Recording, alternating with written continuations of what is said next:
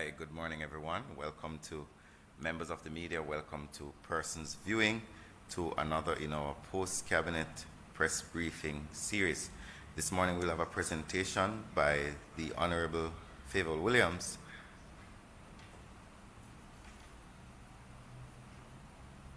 The Honorable Favour Williams, Minister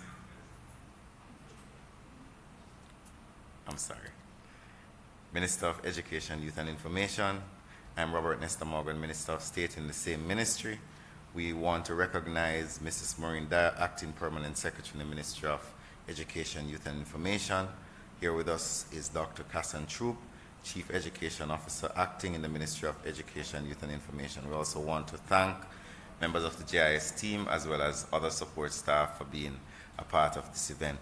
We will begin with a presentation by the Minister, and then after which we will have questions from members of the media. We do not expect to be long, so we will be very concise, and we'll expect to end by about 9:15. Thank you very much.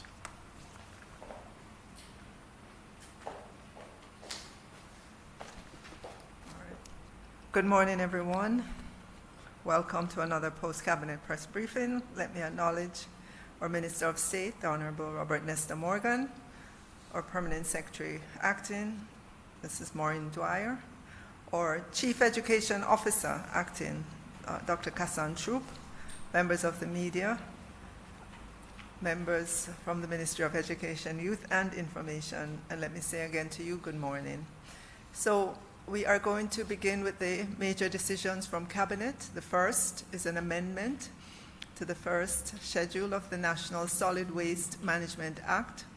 Cabinet gave approval for the amendment to paragraph 5.2 of the first schedule of the National Solid Waste Act, National Solid Waste Management Act 2001 to provide for the members of the National Solid Waste Management Authority to be eligible for appointment to the authority for a maximum of 9 consecutive years.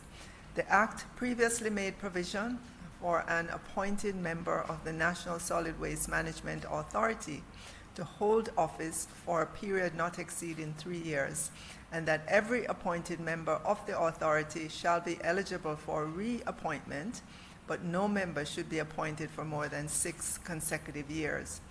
In an effort to be consistent with best practices and approaches for the nomination, selection, and appointment of board members by the government, a maximum of 9 consecutive years for members is recommended. Cabinet also gave approval for the issuing of drafting instructions to the Chief Parliamentary Council. The next decision is a national sourcing policy.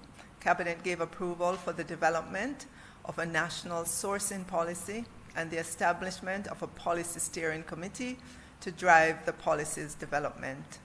Foreign direct investment has played an important role in the economic development of Jamaica, but the impact varies across the sectors, and there's a need to improve the multiplier effect in terms of improved living standards and sustainable development.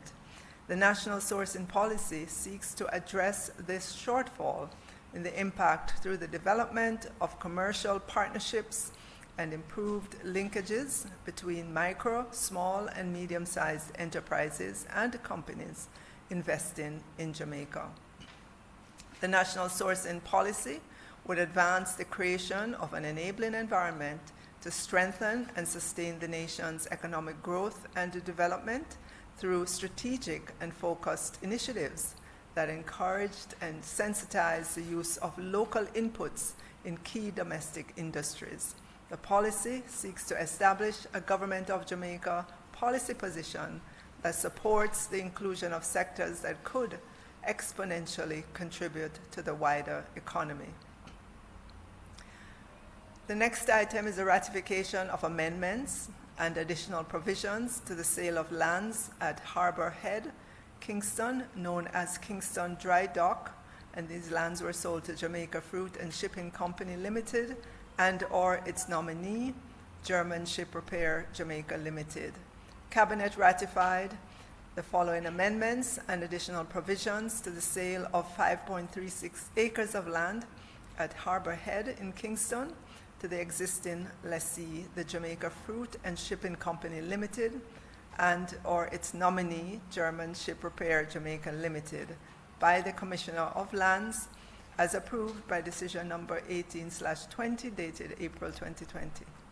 A reduction in the area of land sold by the Commissioner of Lands to the German Ship Repair Jamaica Limited from 5.36 acres to 1.69 acres, given the removal of 0.19 acres or 9 meters of land, which was required by the Urban Development Corporation for a boardwalk.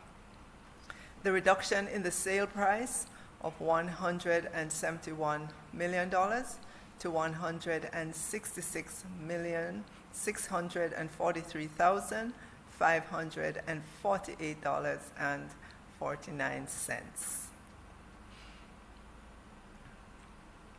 The German Ship Repair Jamaica Limited's full notice of the existence of a 0.19 acre reservation area intended to be used for recreation as a boardwalk and which did not form part of the lands being sold by the vendor to the German Ship Repair Jamaica Limited, a right of first refusal to be provided by the German Ship Repair Jamaica Limited to acquire the 0.19 acres of land required for the boardwalk area should the vendor wish to sell, transfer, or otherwise dispose of same, and to have the continued access to and from the property from the Sir Flores L. Glassbowl Boulevard in the customary manner. Cabinet also gave approval for the Commissioner of Lands paying over $4 million from the sales proceeds to the Development Bank of Jamaica for the engagement of a technical consultant to monitor the development of the Phase 1 works, which would be the construction of dock, buildings, and pier by the German Ship Repair Jamaica Limited Company. Our next item is the World Free Zones Organization agreement to host the 8th Annual International Conference and Exhibition during the period June 7 to 10, 2022. Cabinet gave approval for the execution of the World Free Zones Organization agreement between the World Free Zones Organization and the Jamaica Special Economic Zone Authority in order for the Jamaica Special Economic Zone Authority to host the 8th Annual International Conference and Exhibition from the 7th to the 10th of June 2022 in Montego Bay. The annual international conference and exhibition will be a 5-day event consisting of a board of directors meeting, general assembly, workshops, and training. It is within the mandate of the Jamaica Special Economic Zone Authority to host the annual international conference and exhibition, and the expected positive economic effects from the hosting of the event includes increased investment and tourism interest for Jamaica. All the required safety protocols, as outlined by the Ministry of Health and Wellness, will be implemented to ensure the safety of all participants.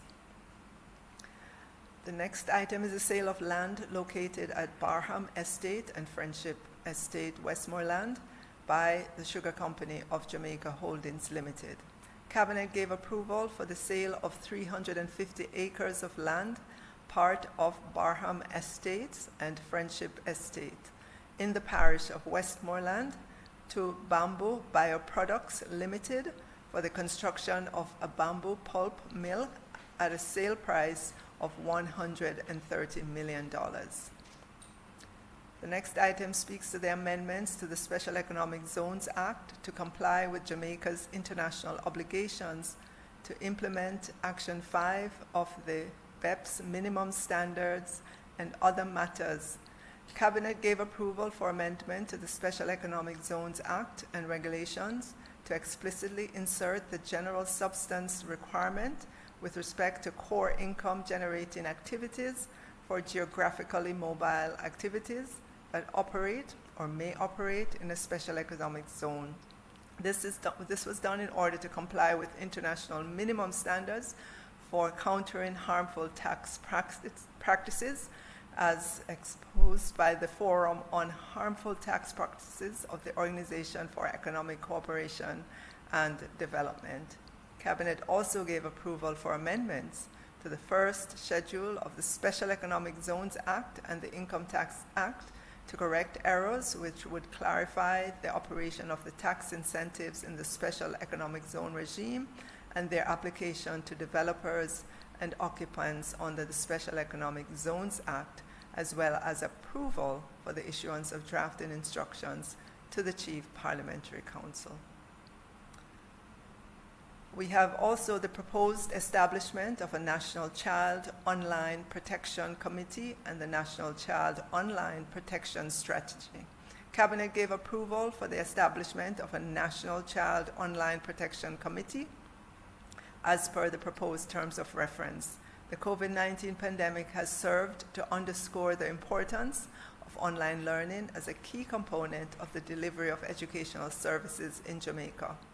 Notwithstanding the tremendous benefits of technology and the use of ICT, online platforms present significant challenges to the safety of children in the virtual environment.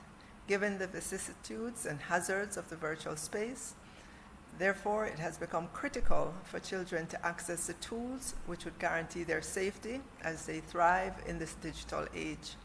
Cabinet also gave approval for the Ministry of Education, Youth and Information to name a chair for the National Child Online Protection Committee and for the committee's mandate in relation to the development of a National Child Online Protection Strategy. We move on now to reports. Cabinet received and approved the following annual reports and/or financial statements to be tabled in Parliament. Annual report for the Hazardous Substances Regulatory Authority 2018-2019 financial year. Annual report and audited financial statements of the Independence Park Limited for the financial year 2018-2019. Annual report of the Early Childhood Commission for the financial year 2019-2020. Annual report and audited financial statements for the Ocherias Commercial Center Limited for the 2015-2016 financial year. Annual report and audited financial statements of the Sugar Company of Jamaica Holdings Limited for the year ending 31st March 2013. Annual report and audited financial statements of the Sugar Company of Jamaica Holdings Limited for the year ending March 31st, 2014. Annual report of the Statistical Institute of Jamaica for the years ending March 31, 2015 and March 31, 2016. Additionally, there were some additional reports for the Statistical Institute of Jamaica for the financial year ending March 31, 2017, 2018, and 2019. Annual report for the Financial Sector Adjustment Company Limited, FinSAC, for the financial year ending March 31, 2020. Annual report and audited financial statements for the Banana Board for the year ended 31st December 2019. Annual report and audited financial statements of the Rural Agricultural Development Authority, RADA, for the year ended 31st March 2019. Annual report of the National Council on Education, 2017-2018. Annual report of the Broadcasting Commission, 2020-2021. Annual report of the Students' Loan Bureau, SLB, for the year ended March 31, 2018. And our final segment, under contracts, Cabinet gave approval for the award of a contract for the procurement of 3 pallet X-ray screening systems for the Kingston Logistics Center, Seaboard, and Port Handlers warehouses in the amount of US $1,599,500, including GCT, and this contract was awarded to Sectus Technologies, Incorporated. Cabinet gave approval for the award of a contract for the provision of security services at the Mapen Hospital and Mapen Health Center for a period of 3 years in the amount of $148,028,167.44, inclusive of GCT of 15%, and that contract was awarded to Shark Electronic Security Limited. Cabinet also gave approval for the award of a contract for the procurement of reagents and consumables with the provision of 3 immunology analyzers for the 3 years at the National Public Health Laboratory in the amount of US $1,004,296.38, inclusive of GCT, and that contract was awarded to Facey Commodity Limited.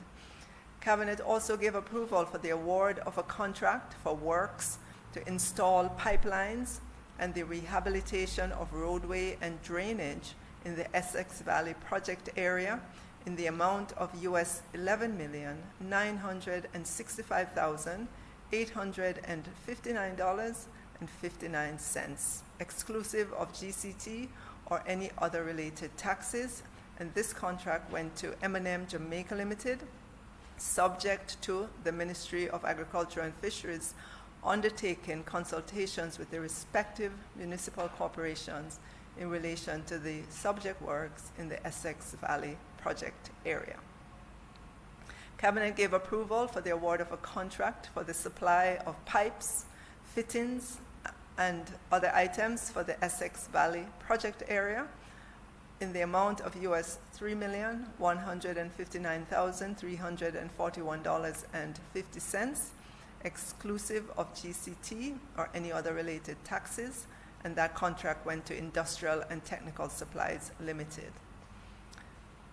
Cabinet gave approval for the award of a contract for the modification of spaces at the Constant Spring, Monaligany, and Halfway Tree post offices in the amount of $99,276,458.91. And that contract went to Nubian One Construction Limited. Cabinet also gave approval for the award of a second variation to a contract awarded by the Jamaica Social Investment Fund to undertake rehabilitative works under the Canaan Heights Integrated Infrastructure Project in Clarendon in the amount of $10,812,433.22, and that contract went to Alcar Construction Limited.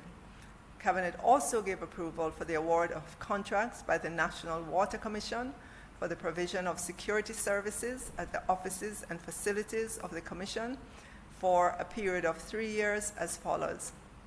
Vanguard Security Limited in the amount of $257,713,898.12 plus GCT for lot number 1, Kingston and St. Andrew.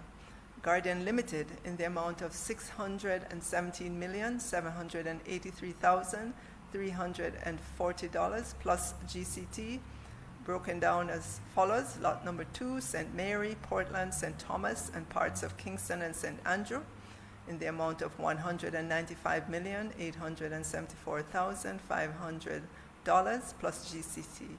Lot number 3, Clarendon, St. Anne, and St. Catherine in the amount of $231,486,000 plus GCT, and lot number 4 in St.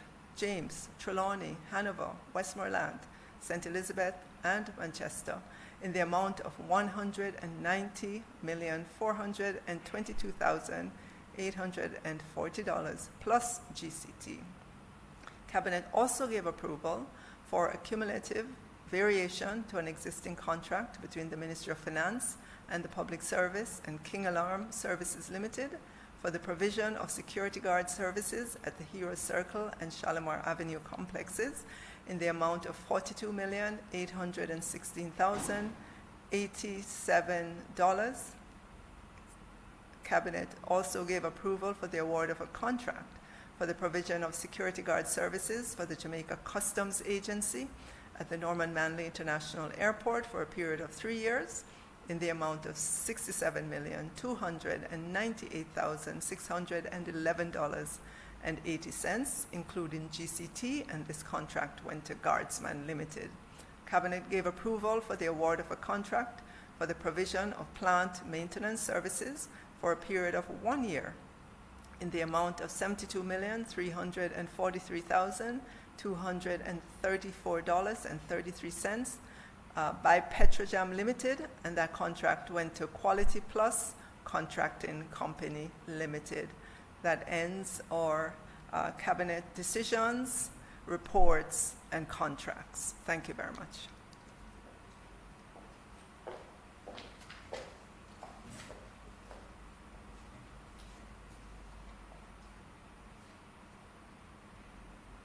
Thank you very much, Minister. We will now open the floor for questions from members of the media. You can indicate you wish to ask a question by using the raised hand feature.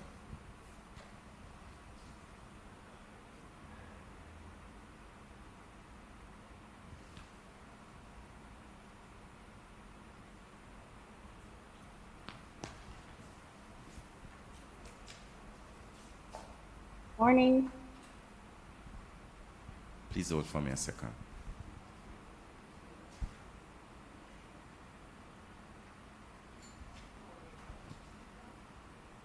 Hi, Ms. Whittock. Please go ahead and ask your question.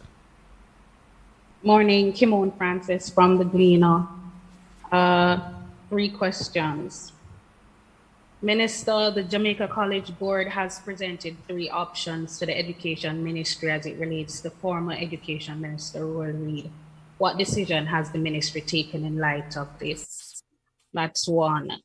2, in light of the AAG and NMIA boards being dissolved amid a breach of the law and with respect to a conflict of interest, doesn't this sort of set a template for how these matters should be dealt with? Members of the current board of the NPL were also a part of the previous board, which the Auditor General reports in, presided over a questionable procurement. Can you respond to this? And also, has the ministry taken into account that some schools' inability to accommodate all students leaving 5th form? And this is in light of the new policy, 3-6 form students.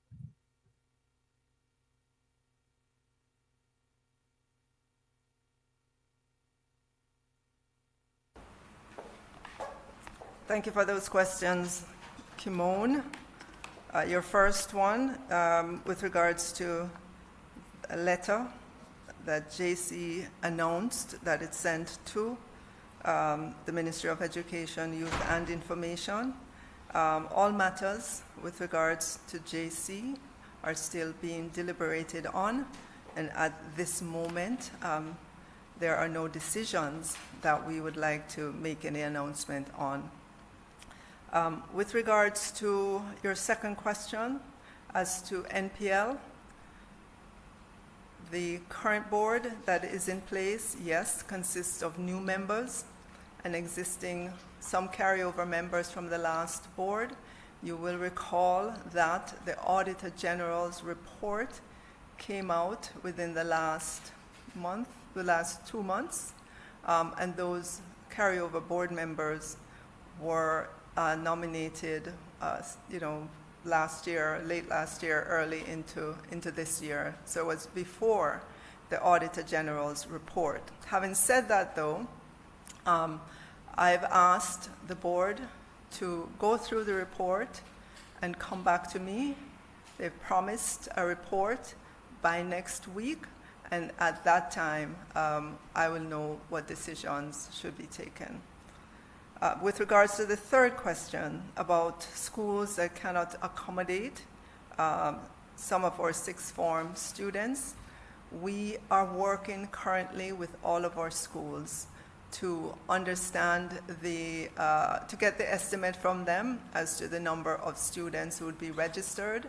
We are working in collaboration as well with many of our community colleges and other institutions to facilitate our students who register for the 6th form program. As we have announced, there are many pathways that we have announced for students in order for them to get additional upgrades in their skill set and training. We are working in earnest, and I'm going to ask Dr. Troop just to drill down a little bit in terms of the details so far, and the conversations that we've been having with our school leaders.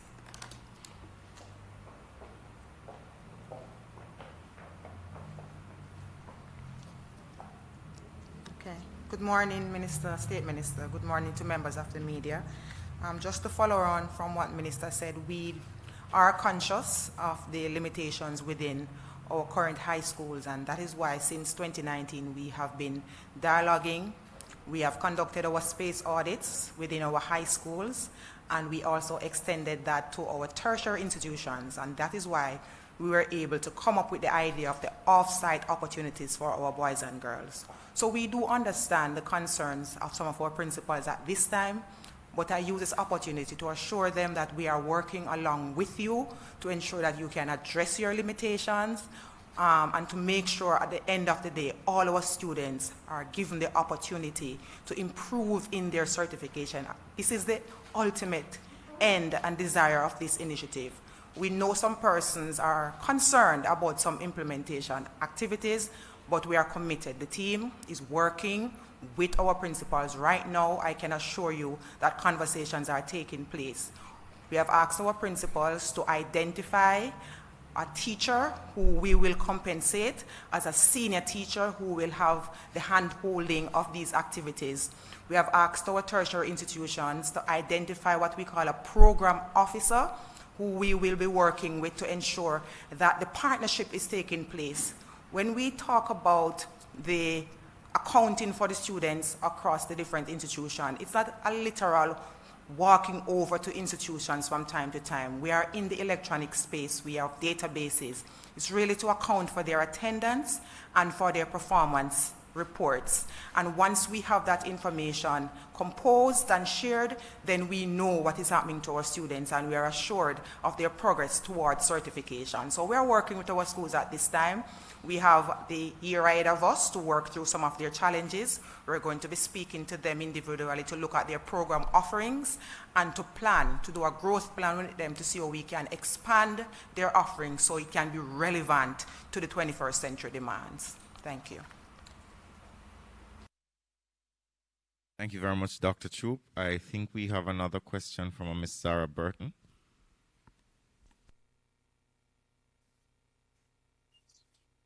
Hi, this message is for either the minister. Good morning, everybody.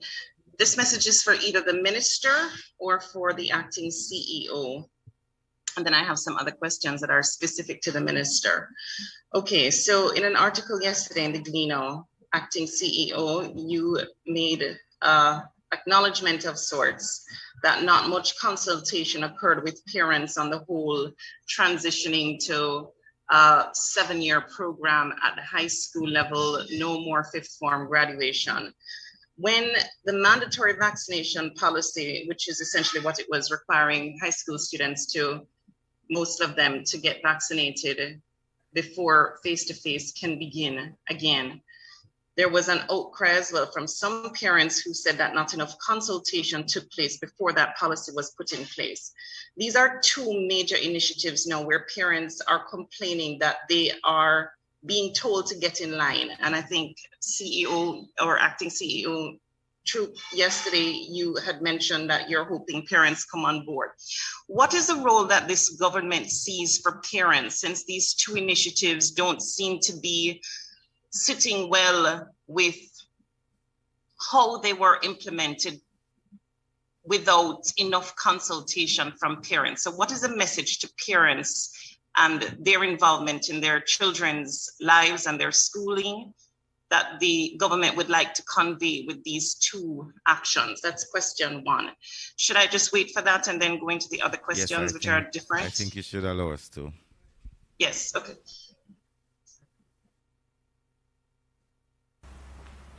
Thank you, Ms. Burton. I think there's a misconception as it relates to the work that we do here at the ministry and as it relates to consultation. Simply because somebody asserts something doesn't mean it is fact. Over the last 2 years that we've been in the ministry, we've had hundreds of consultative meetings, and we have the records on Zoom where we have consulted with the Jamaica Teachers Association, the Principals Association, the Principals and Vice Principals Association, members of the education sector as part of our e-COVID task force to manage the COVID opening of schools, For this pathway program, we have consulted with principals.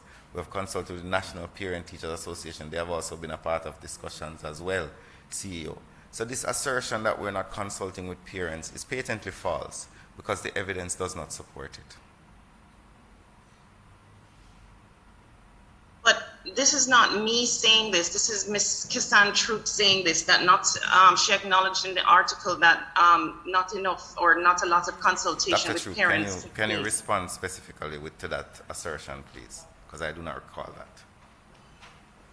Well, yeah, please. Okay, Ms. Burton, so my comment was in response to a question about directly meeting with parents. So I did, in fact, indicate that we at the central ministry would not interact directly with parents at this time. We work through our schools in having conversations with our parents. When we meet with our boards and we have discussions, on that board is a parent rep who carries the voice of the parents. That's the structure of the ministry. When we have discussions with our principals operationally convene their teachers' meetings or their parent-teachers meetings, and if it is that they need us in terms of a technical support of that meeting, we participate.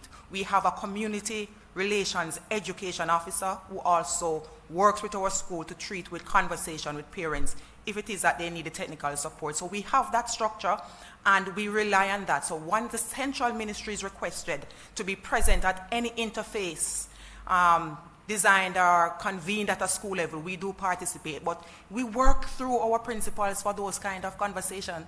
And our central ministry in our broader consultations would have had the representatives from the different groups that we serve being a part of the conversation. Minister alluded to the e-COVID and the vaccine. For every decision we have taken concerning the vaccine, the NPTAJ and the other bodies have been represented on the committee. They pose their questions, they carry the concerns of the bodies, and they go back with our feedback, and they come back with their recommendations. And so we have had those conversations with them through indirect representation. So it's not a direct meeting that we convened with parents, and that is the intention of the response that I gave. Thank you very much, Dr. Troop. I think that there needs to, and I think what the ministry probably needs to do is,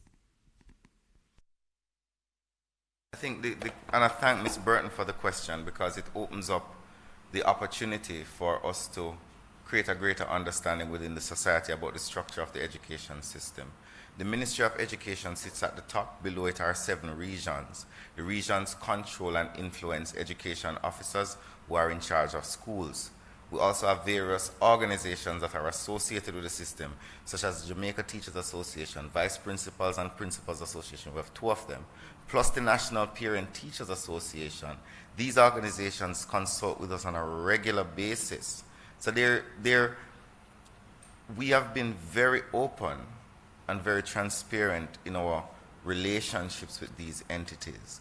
And before we make any major decision, Minister always convenes these consultative engagements where suggestions are made. And even a principal yesterday admitted on nationwide radio that he made suggestions regarding the Pathways program, and he saw that the suggestions were accepted. So I just think that, Ms. Burton, what we need to do, and I think the ministry has a responsibility now, to create a greater understanding. When we are doing decisions, we send out our bulletins, not just to principals, but to teachers, to parents, to youth leaders within the society. And we also post it on our website. So if you go on educate.gov.jm, you'd see a proper detailed outline of the Pathways program, because we're trying to inform people and make them understand what it is that we're doing while at the same time consulting with them. I think you had another question, Ms. Burton, before we go to Ms. Gordon. Okay, this one is definitely for the minister. Last time I was here, I asked you about an access to information request that was created as a result of a question that I made to you several months ago. You said that you would check into it. This is in regard to the funds from the takeover of Petrojam and the money that is to be paid to the Venezuelan government. I wanted to know the status of those checks that you had made.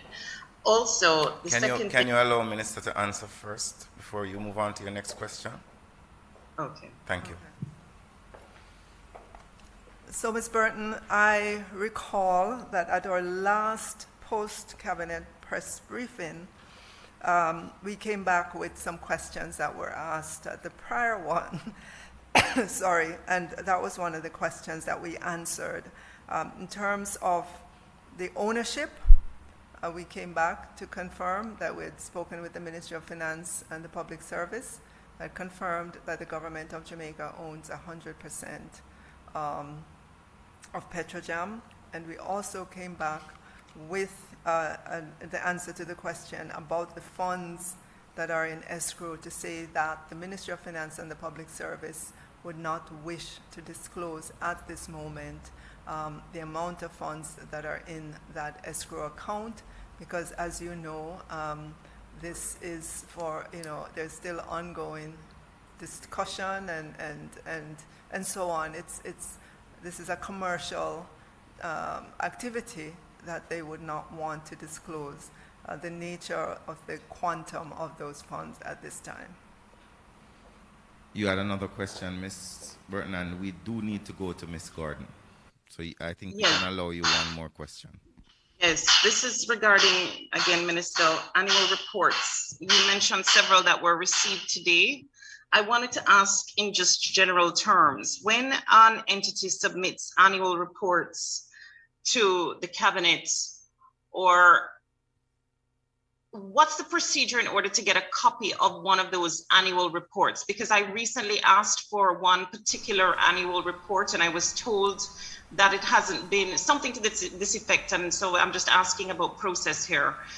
Something to the effect that they cannot release the annual reports because it's been sent to the Office of the Prime Minister, and the Office of the Prime Minister hasn't yet tabled it or put it to the Parliament, so I cannot get several of these reports, and these were spanning several years before now. So I wanted to understand, like, when is the Cabinet, or what's the process of releasing those reports to the Parliament so that we can actually get access to it as journalists? The process of annual reports is that when the annual reports are finished, they're submitted to Cabinet. After Cabinet reviews the reports, then they're submitted to Parliament. That is the process. A report will not be revealed to the public until it is finished. What I do know is that there are several entities who are late in their reports, and that is a fact that is known to everyone. And in many cases, they are now in the process of becoming current. We've had a lot of success in that regard. Places like the NSWMA and others have really worked hard over the years to become current with their reports, but there are some other entities that are working to become current. So I'm not sure the mischief in the situation, because the process is pretty straightforward. Annual reports are not private documents. Once they're completed and sent to Cabinet and tabled in Parliament, they're available publicly for everyone to see. Ms. Gordon?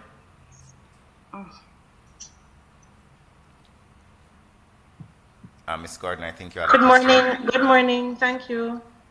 I wanted to ask the Minister or Dr. Troop, with respect to the third-party tertiary institutions, do we have a list or a map of these institutions within each parish that each high school will liaise with to feed the extra sixth formers that they cannot absorb to?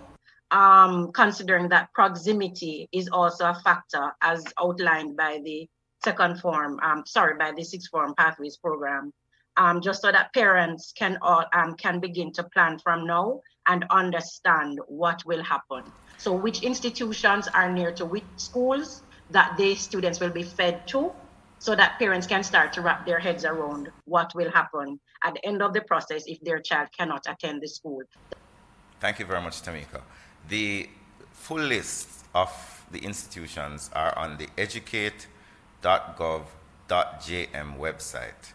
Also, the full list in relation to regions has been shared with the institutions, the schools themselves. So the schools have a copy, and the public can get a copy on educate.gov.jm. Thank you, Tamika. Do we have another question? I suspect we don't. So I would like to thank members of the media as well as members of the management of this. We have another one? Oh, my apologies, Mr. Johnson. Question? Mr. Jovan Johnson, I understand you have a question.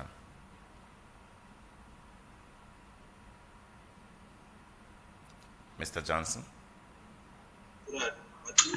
Hi, Minister Morgan. Thank you. Good morning. Yes, sir. Good morning.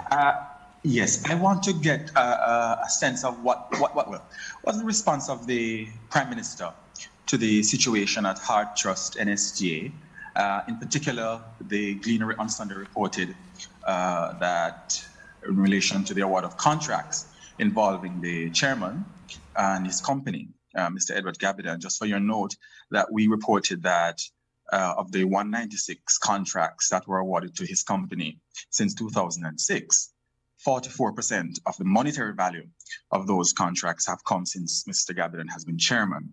And civil society voices and so on have raised concerns about the proximity issues and the award of contracts. And we also note the legal advice provided by Desiree Pearson from Hart in relation to the complaint by a procurement committee regarding the potential for conflicts of interest. And she noted that based on the definition of Hart, or based on Hart's definition of a conflict of interest, that the procedure requires a report to have been made to the board, and then some other process or so on ensue after that. So my question then is, how has the Prime Minister been handling this? And is the Prime Minister comforted or comfortable with this kind of proximity and the issues that are arising from it? That's one. And two, can you confirm whether the major organized crime and anti-corruption agency conducted any raid involving Hart's information technology facilities between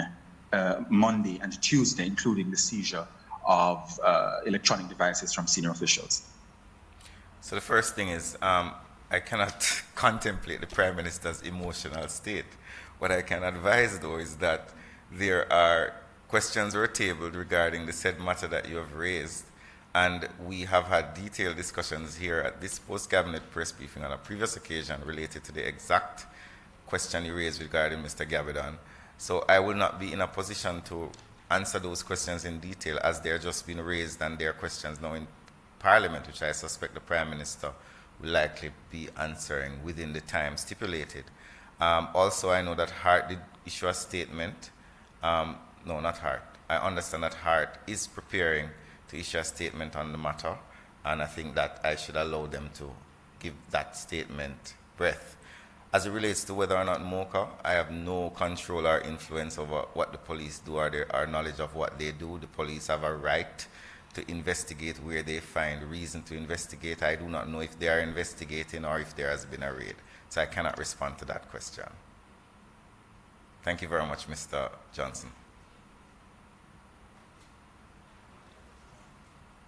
All right, thank you very much. Tamika has another question. Ms. Gordon? Thank you. My other question pertains to the funding that the schools are contending or wondering if could be shared with them. That's $60,000. I'm asking the minister, why not give that amount to the schools to upgrade their own infrastructure and their own offerings instead of the $16,000 or $17,000 per student that will be given? Mr. Yuan, okay. Thank you for that question, Tamika. And I think the Ministry of Education, Youth and Information is at fault for not really quantifying in a better way the figures that are out there with regards to the grants that schools will be getting. So when you look at the full cost of the grant, it is well over 100,000, something 185, right, 185,000 in terms of the full funding to our secondary schools per capita. And that, when you consider the cost of the staff, when you consider the cost of electricity, internet connectivity, maintenance, and everything that the government already provides to our secondary school, when you include that, it is not just the 17 million that is incremental. The 17,000, sorry, is incremental to what the government already provides. And then that would put in perspective what the per capita grant would be to private institutions for implementation of the program. So I hope that clears it up, and I think it's our own communication that has gotten in the way of that. Thank you, Minister. And I think you may have not mentioned the significant outlay of resources that we've spent over the last 12 months on infrastructure in schools. I think last year it was $1.6 billion, and we're planning to spend a similar amount this year again. You have not also mentioned, Minister, that we provide sanitation support for them.